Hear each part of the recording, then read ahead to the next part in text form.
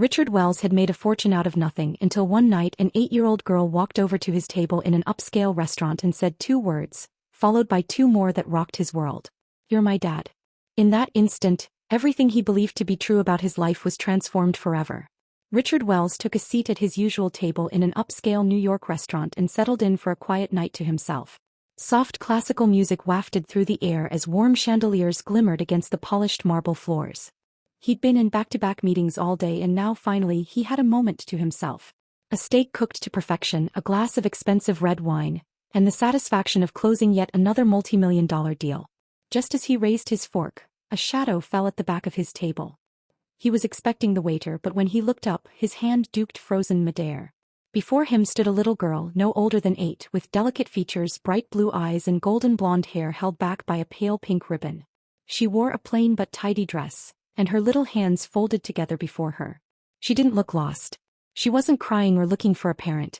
She was staring straight at him, unblinking, as if she had been seeking him out and had now finally discovered him. "Mr. Wells." Her voice was soft, yet it carried confidence. There was something anxious in the way she spoke his name. Richard put down his fork and sat up a little straight. He did not know who this child was. He wasn't a guy who hung around kids. His life was a carefully curated one of his business empire, his lavish lifestyle, his social circle. There was no time for stolen moments like this. "Yes," the girl inhaled deeply, her face did not change. "My name is Emily and you're my dad." Everything in Richard's world seemed to slow. The soft hum of conversations at nearby tables faded. The clatter of silverware against plates dulled. Time had almost stopped during that period. His first reaction was skepticism. This must have been some sort of mistake, a prank, a misunderstanding. But there was something in the way she stood, the steadiness in her voice that made his heart pound a little harder. "Excuse me. You're my dad." Richard sat back in his chair, meatiness taking to zoo, feeling lot of EJ Ram to keep him straight as far as the moment. He was running more than normal inside because it tried to understand what was going on. He had no children. He had never been married. His previous romances had been transient, nothing that could have led to this. And yet when he looked at the girl again, really looked at her, something in her face was disturbingly familiar, the angle of her nose. The roundness of her chin, those ice blue eyes. The waiter, who had been walking toward us holding a bottle of wine, paused nearby like a deer and caught in the headlights, sensing the alarm. Richard gestured him off without a word. His appetite had vanished. He exhaled slowly, struggling to keep his voice even. "Who told you that?" For the first time the girl faltered. She dropped her eyes slightly, then took a hand into the small purse she had resting over her shoulder. From it, she withdrew a folded piece of paper and laid it on the table directly in front of him.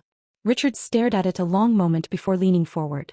Fast forward to his voice suddenly shaking, his hands steady in the boardroom, steady in billion-dollar negotiations, strangely unsteady now. He opened the paper and saw his own name in it, his full name next to it, the words "Father Richard Wells." His throat went dry. The document bore his signature at the bottom, a paternity record. His mind raced back years, trying to clutch at any thread that would explain it. The girl's voice had dropped. "My mom, she died 2 weeks ago. I discovered these papers among her belongings. She never mentioned you to me before." Richard's stomach twisted. He suddenly realized how heavy her presence felt in a way he never felt before. This wasn't simply a child saying something impossible. She was alone. He looked up at her again, but for the first time in years had no idea what to say. Richard was frozen in the chair, holding the paper in his hands. His mind fought to process the words, blurring them slightly. His name, paternity record, father. It didn't make sense, and yet the evidence was right in front of him. Emily remained silent, hands still clasped wide, blue eyes trained on him. She had the patience of someone who was at least a couple decades older than she really was, as if she knew even then that whatever lay ahead wouldn't be easy. Richard swallowed hard as he made himself speak. "Where have you been staying?" Emily hesitated, her movements still, "With a neighbor. But she told me she cannot hold on to me for long." Richard felt a sharp pang in his chest. The thought of this little girl, his daughter, having nowhere to go twisted something in him that was much more familiar. Guilt? Responsibility? He wasn't sure. He willed his voice to stay steady. "And your mother?" Emily stared at the table. "He got sick. It happened fast. She was fine one day and then he wasn't." Her voice trembled a little, but she did not cry. Those words weighed upon Richard like a mantle of belief. It was the woman, Sarah. He hadn't seen her in nearly 10 years. They had met during one of his business trips to Chicago, spent a wonderful brief few months together. Then he moved on, thinking she had as well. She had never contacted him, never told him about Emily. He let out a sharp breath, raking a hand through his perfectly coiffed hair. Did she ever mention me? Emily shook her head. Oh. I was only aware when I went through her things after she. Her voice trailed off and her small shoulders stiffened. The epiphany struck like a gut punch to Richard. Sarah had never said, and she hadn't wanted him to know. He had had his oblivious life while she had reared their daughter alone. A thick silence descended between them. The restaurant that had once been the backdrop to his luxurious, controlled life now felt like the walls were closing in on him. The clink of silverware, the low murmur of conversation, the aroma of expensive wine. It felt so far removed from the scene playing out before him. Emily finally spoke again, her voice cautious now. I want nothing from you. I felt I had nowhere else to turn. Her words stung. Did she imagine that he would deny her? That he would just overlook that she was his child? But could he not understand her thinking that? Richard had invested years choosing work, money, and productivity over personal connections. He never pictured himself as a father, never wanted that kind of responsibility. He lived a life of order, and this was chaos. But when he looked at Emily, standing there in her too small dress, holding that crumpled piece of paper like it was the only thing holding her to him, he felt something inside him shift. She had no one else. The notion troubled him more than he would admit. Richard sat upright in his chair, folded the document and placed it gently down. You're staying with me tonight, he said, his tone solid, though under the skin. He had no idea what he was doing. We will go in the morning. Emily looked up at him, surprised, but she nodded. Richard Wells had never before in his life not known what the next step would be. But for some reason, for the first time in his life, he wasn't thinking about himself. Richard followed Emily out of the restaurant, his head spinning. The valet pulled up the sleek black Mercedes to the curb, and when he opened the passenger side door for her, she paused. You could sit up front, he said, not knowing why he felt the urge to reassure her. Emily squeezed in, her tiny frame nearly engulfed by the luxurious leather seat. She buckled her seatbelt without saying anything as Richard got in the driver's side. He turned the engine over, but then he waited. Hands on the wheel. What was he supposed to say? Out of the crowded restaurant, the reality of the situation was settling in on him. He had had a daughter, a girl who had spent 8 years of her life without him, and now she was in his car on her way to his house. He cleared his throat. Are you carrying anything with you? Clothes? A bag? Emily shook her head. I forgot my backpack at my neighbor's house.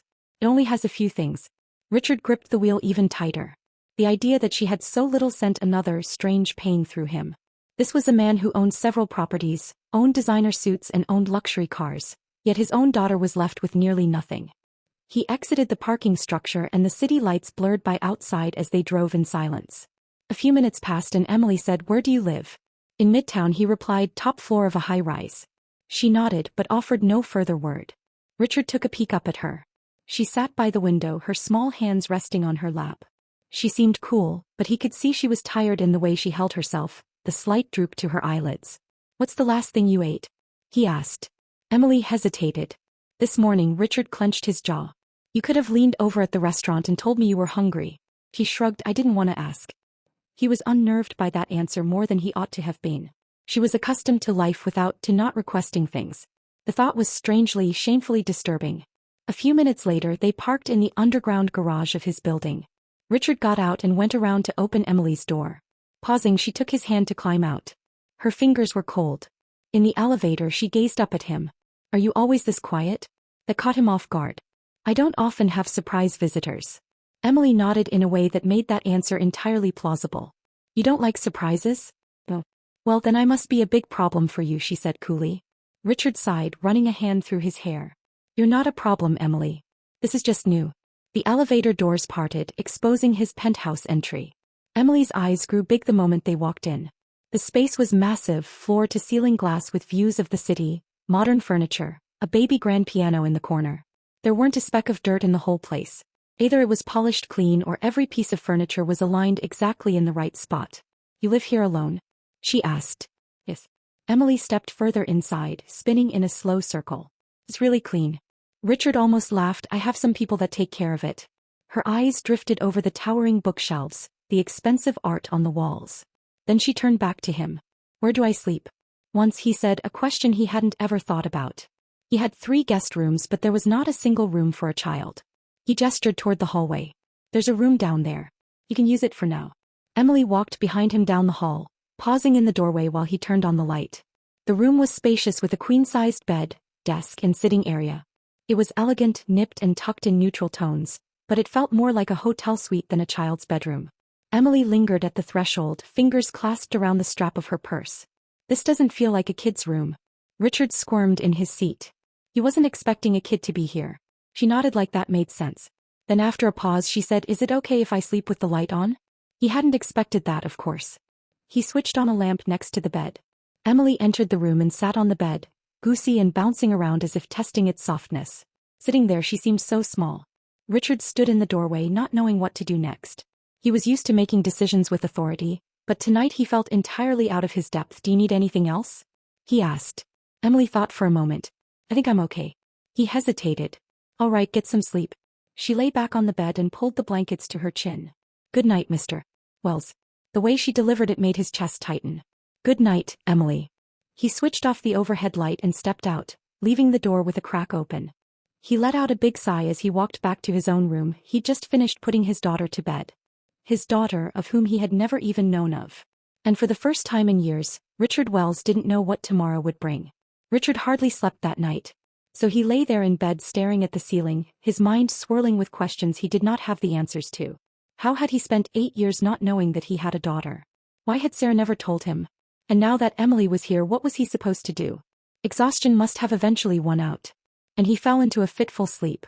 But just before the break of morning, a faint sound roused him from sleep. He lay still for a moment, listening. A quiet shuffle, a door creaking open.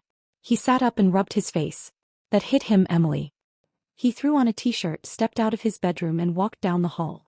The light in the guest room was on and the door was ajar. When he looked in, he saw Emily sitting on the edge of the bed, her small figure hunched. She'd put on an oversized t-shirt, one of his he noticed, but her socks remained. Her blonde hair was disheveled from sleep and she was holding something in her hands. "Can't sleep?" he asked, propped in the doorframe.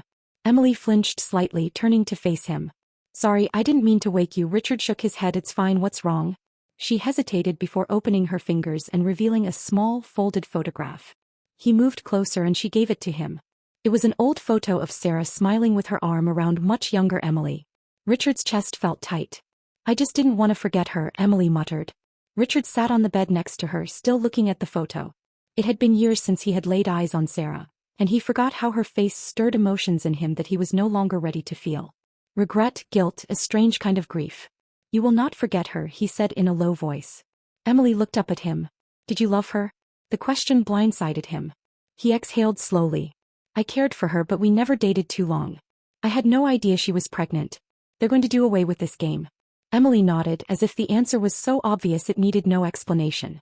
"She never talked about you, not even once." Richard swallowed hard. Now he had spent the last day wrestling with the idea that Sarah had been hiding Emily from him. But to have Emily herself tell me about it made it feel so much more real. "Do you think she was angry with you?" she asked. He thought about that for a second. "I don't know. Perhaps she assumed I didn't want to be a father." "Would you have?" Richard hesitated. Would he have stepped up if Sarah had told him then, or would he have been too absorbed in his own career? Too terrified of responsibility? "I don't know," he admitted. "But what I do know is that I will not walk away yet." Emily looked at him for a moment and then nodded. A silence fell between them, though it was not awkward. "Are you hungry?" he asked suddenly. Emily's lips quirked just a bit. "A little." Richard stood up. "Come on, let's see what we can find." They went into the kitchen. The sleek, modern kitchen was mostly used for appearances. He rarely cooked. He preferred to have his meals made for him. But tonight it was simply too impersonal. Emily scrambled up on a bar stool and watched as he opened the fridge. "Have you ever cooked food by yourself?" Richard smirked. "Rarely." She drummed her feet softly against the stool. "Whenever I had trouble sleeping, Mom made pancakes."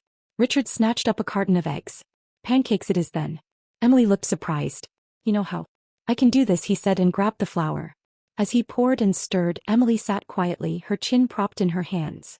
It was only when he began flipping over the pancakes that she spoke again. "I have no idea how much longer I need to sit here." Richard paused for a moment, then gently slid a pancake across the counter onto a plate. "You have nowhere else to go, do you?" She shook her head. "No." He placed the plate before her and met her eyes. "Then you'll stay here as long as you need to." Emily raised her fork, contemplating his words. Richard for the first time felt he had made the right choice. Perhaps he didn't know how to father. Maybe he was still processing what all of this meant. But one thing that he knew for sure was that he would not let her go. He woke up earlier than usual the next morning. "Richard, He didn't know whether it was because his mind was still grappling with what had just happened or because for the first time in years, someone else was living under his roof, someone who needed him. He stood, made his way to the kitchen, expecting it to be quiet, but Emily was already there. She was sitting on a bar stool, her blonde hair a little tousled, swinging her legs and munching on a piece of toast. "You're up early," he said as he poured himself a cup of coffee. Emily shrugged. "I woke up not knowing what to do." Her words cut him deeper than he expected. People who marry, however, don't leave their homes, particularly people who aren't used to having a home they feel comfortable in. She didn't know what her routine was supposed to feel like here. "You don't have to sit here," he said. "You just watch TV, read a book, go explore the apartment." Emily looked around. "Your place is really quiet." Richard was leaning against the bar, sipping out of his cup. "Well, I've never had to notice before." She studied him for a moment. "What is the most common thing you do throughout the day?" He smirked slightly. That's it. That's it." Emily frowned. "That sounds boring." Richard chuckled. "The average person does not find running a company boring." Emily chewed another mouthful of toast. "Mom worked all the time too, but she always made time for us to do things together." There was something in the way she said it that gave Richard pause. "Filling in your mom. What were some things you and your mom did together?" Emily's face softened. "The way we would go to the park sometimes or bake cookies. She enjoyed drawing and taught me a little. She used to be busy, but she made sure to spend time with me." Richard felt a pang of guilt. Sarah had struggled to give Emily a good life and he hadn't even known it. She was raising their daughter alone while he was chasing deals and profits. He cleared his throat. "Well, we'll manage there somehow. Perhaps we'll do something fun later." Emily's eyes lit up slightly. "Like what?" Richard hesitated. He was not the fun type of fella. Business meetings, networking, luxury galas, those were his realm. "I'll come up with something," he said. Emily seemed skeptical, but no one was arguing. Richard checked the time. He had a meeting in an hour, one he'd have to make it to. But then he sat there and thought about Emily sitting in his kitchen, and that he couldn't just leave her all day alone. "I've got to go to work for a few hours," he said, "but I will have someone stay with you." Emily frowned. "I don't need a babysitter. You're 8. I can take care of myself." Richard sighed. "I don't doubt that. But you're not going to sit here alone. I'm going to have someone bring you whatever you need." Emily crossed her arms. "I'm not accustomed to people helping me out." Richard smirked. "You better get used to it." They were interrupted by a knock at the door. Richard opened the door to find Natalie, his assistant, standing there. She was in the early 30s, crisply dressed in a navy blue suit, her dark hair pulled back smartly. She had been his right hand for years, running the gamut from scheduling to crisis management. She entered and peeked at Emily in curiosity over her shoulder before returning her gaze to Richard. "Good morning, sir. You said it was urgent." Richard waved his hand toward Emily. "I need you to stay here with her for a couple of hours." Natalie blinked with her. Emily waved awkwardly. "Hi." Natalie smiled politely at her, then faced Richard again. "Sir, you have 3 meetings today. Reschedule them," he said. Natalie looked surprised. "You never reschedule." "I am today." She looked closely at him for a moment and then nodded. "All right, and just what do you want me to do?" Richard glanced at Emily. "Just keep her company. Make sure she eats. If she asks for anything, handle it." Natalie nodded, but Richard could read the curiosity on her face. He didn't feel like explaining it all right now. He turned back to Emily. "I'll be back in a few hours. Be good." Emily smirked. "Try." And as he walked out of the apartment, Richard couldn't help but think that his life was evolving faster than he was. And for the first time he was not sure that was a bad thing. Richard was at his office for several hours afterward, but he couldn't focus on work. No matter how many reports he skimmed or emails he responded to, he couldn't stop thinking about Emily. He had meticulously built his career, carefully considered his decisions and made sure every move he made was exactly right his whole life. Yet here he was, thrust into a situation he never expected, a daughter, his daughter. By lunch he hadn't even made a dent in his work. At last he sighed, sat back in his chair and picked up his phone.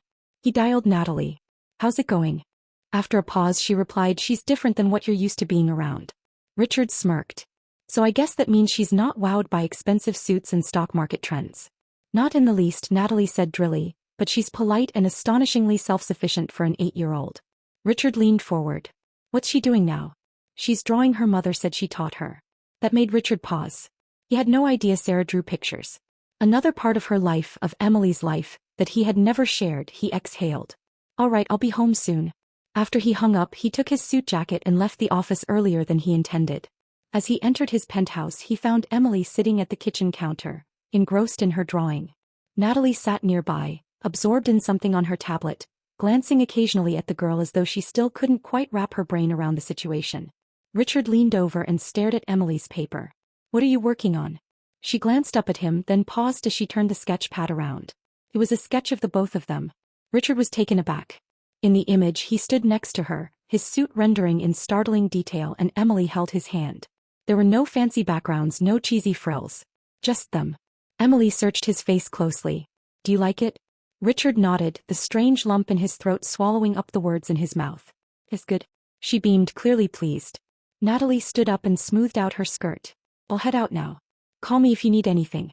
Richard smiled and nodded at her gratefully. "Thanks, Natalie." Once she was gone, he returned his attention to Emily, who still regarded him with curiosity. "You went home early," she said. So he shrugged and walked to the fridge. "I thought I should see how y'all are doing." Emily smirked. "Did you miss me?" Richard raised an eyebrow. "You've only been here about a day." "That's not a no," he sighed, reaching for a bottle of water. "Don't get used to it." Emily laughed, then returned to her drawing. For a few moments, Richard simply watched her. She was so comfortable, as if she had always been here. And yet he sounded normal, and he had known this wasn't normal for her. She had lived without him for years, years that she thought she didn't have a father. He crossed his arms, leaning against the counter. "Emily," she looked up. "Earlier you said you didn't know how long you'd be here." She nodded slowly. Richard exhaled. "You're not going anywhere." Her eyes widened slightly. "Really?" He nodded. "I can increasingly understand that I don't know what I'm doing, and I won't pretend to, but you're my daughter. That's not changing. See, stay here. This is your home now." There was silence, as though Emily was allowing the words to soak in. Then she smiled. It wasn't just any smile. It was relief and hope and something deeper. "Okay," she whispered. Richard had no idea how much he needed to hear that until she said it. And for the first time he realized this wasn't just about her life changing. His had changed too. The day that followed was the worst thing Richard had ever experienced. His life, which had once been so organized and predictable, had gone to something different. The mornings were no longer just about responding to emails and getting ready for meetings. He was now making sure Emily ate breakfast and figuring out how to style children's hair, which he realized very quickly was way tougher than it seemed like. He adapted her schedule the way he divided the world after Emily was born. At first it was awkward. Richard was not accustomed to sharing his physical space. He wasn't accustomed to the sound of footsteps running down the hall, cartoons playing in the background, or the trail of tiny socks and coloring pencils strewn around his once pristine apartment. But even with the tweaks, he realized he was having fun. One evening, Richard came home from work after a long day and found Emily sitting on the living room floor with a pile of books around her. She was leafing through a hardcover novel, the hair falling into her face as she read. He set down his briefcase. "What are you reading?" Emily looked up and pushed her hair back. "Not just any old book from your shelf. I was bored." Richard raised an eyebrow. "You read for fun?" He grinned. "Chico needed me," she says. "And being there through your adolescence, books do take you places even if you don't go anywhere." There was something in her words that made him pause. As if Emily hadn't already been through so much in her short life, losing her mother, living in uncertainty, and now suddenly being thrust into a whole different world with a father she barely knew. And yet her demeanor radiated a quiet strength he hadn't anticipated. Richard took his seat on the couch, untying his tie. "What type of books do you enjoy?" Emily thought for a moment. "Mysteries and narratives about people who make things work." Richard smirked. "You'd make a good detective." She laughed. "Maybe, but I think I'd want to be an artist." He looked at the sketch pad next to her with a number of drawings. Some were simple doodles, others more intricate, particularly the people. There was one of him at his desk, looking serious. Richard chuckled. "You nailed my business face." "Good job." Emily grinned. "You always look like that." He shook his head, amused. "I do not." "You do." Richard sighed dramatically. "I suppose I should work on that." Emily laughed. Then turned to a new page in her sketchbook. "Can I draw you again?" He leaned back. "Go ahead." For a few minutes more she sketched while he scrolled through his emails, but then he couldn't help sneaking a glance at her. She was engaged, tiny fingers gliding quickly over the paper. A little bit of her tongue stuck out in concentration. Then she flipped the sketchbook around to show him. This time the illustration was not the same. It was not just him at his desk. It was him and her side by side. He seemed more relaxed in this one, less like a CEO and more like a dad. Richard felt a constriction in his chest. Emily turned her gaze up at him, anticipating his response. "Do you like it?" He cleared the lump in his throat. "Yeah, I do." She smiled, clearly pleased. Then a moment later she said softly, "I'm glad I found you." Richard let out a breath, rubbing the back of his neck. "Me too, kid." And the truth was he did mean it. Never did Richard expect his life to change so much in only a matter of days. A week before he had been happily, irresistibly in control, his days flawlessly scheduled down to the minute, his world situated among business deals, stock markets and high-profile meetings. Now everything was different, and for the first time he was fine with it. I remember one morning, when he walked into the kitchen and saw Emily standing on a chair, trying to reach the cupboard above the counter. She was on her tiptoes trying to reach for a cereal box that had escaped her grasp. "Need some help?" Richard said, leaning in the door. Emily frowned and crossed her arms. "Oh, I'm independent." Richard snickered, crossing together and lowering the box without effort. "And what was your plan if you slipped off that chair?" He grinned. "You would have caught me." Richard rolled his eyes and passed her the cereal. "You're giving me too much credit." Emily filled a bowl and gazed at him. "You're my dad. You're supposed to catch me." The way she said it, something made Richard stop. It was not merely a throwaway line. It was trust. Real solid trust. He took his coffee and sat opposite her at the counter. "What do you want to do today?" Emily tilted her head. "Don't you have work?" He shrugged. "I rescheduled my meetings." Her eyes widened. "You don't reschedule," Richard grinned. "Looks like I have to learn something new." Emily smiled, then clinked her spoon against the edge of her bowl. "Can we go to the park?"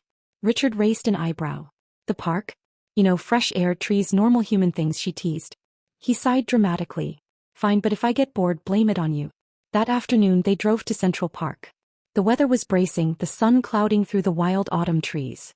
While Emily bounded ahead, blonde hair bouncing joyfully at her exploration, Richard held back and leisurely trailed her, feeling a sensation in his chest he had never felt before. He wasn't used to this. He'd spent years believing success was counted in numbers in a bank account, in the power he commanded within the corporate world. But as he sat there watching Emily laugh as she chased a squirrel, he felt something he hadn't felt in years. "Peace." Emily hurried back over to him, a little out of breath. "All right, I have a legit question." Richard crossed his arms. "I'm listening." She stared up at him with big blue eyes. "Do you think I should have a dog?" Richard blinked. "A dog?" Emily nodded eagerly. "Yeah, a little one, not super big like a puppy." Richard sighed. "That's a big responsibility." "I am responsible," she argued. "I lived alone for 2 weeks." That statement struck him more than he expected. He resented that she would need to fend for herself at an early age. He exhaled.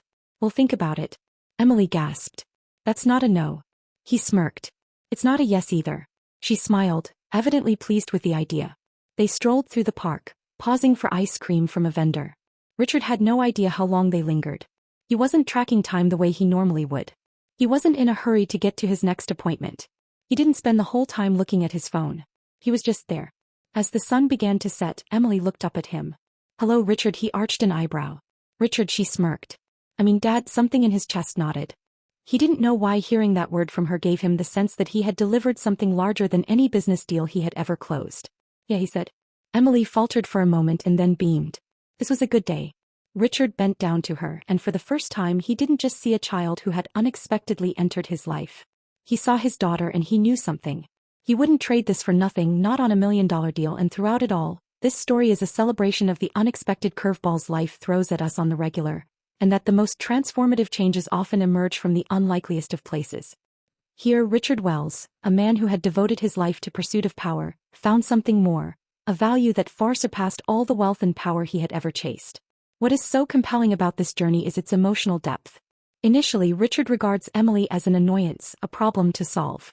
But as the plot progresses, he comes to see that she's not an obstacle. She's a gift. She compels him to crack open his meticulously constructed world, to turn outside of his comfort zone, and eventually to transform into someone better. The beauty of this ending is how little it is. Richard doesn't just take Emily as his daughter. He elects her not because he has to, but because he wants to. And in the process of doing so, he gets something no amount of money can procure: unconditional love, a true connection, the revelation that family is the best investment. This is more than a story of a millionaire discovering he is a child. It is a story of transformation, learning that real success is not measured in profits and power, but in the relationships we nurture. And ultimately, it isn't just Richard giving Emily a home, she gives him one too.